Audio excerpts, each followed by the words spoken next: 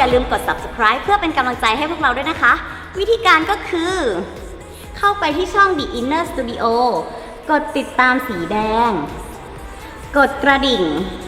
เลือกทั้งหมดเพียงเท่านี้ก็สามารถรับชมคลิปใหม่ๆของพวกเราก่อนใครได้แล้วค่ะบ๊ายบาย It hits me like an earthquake.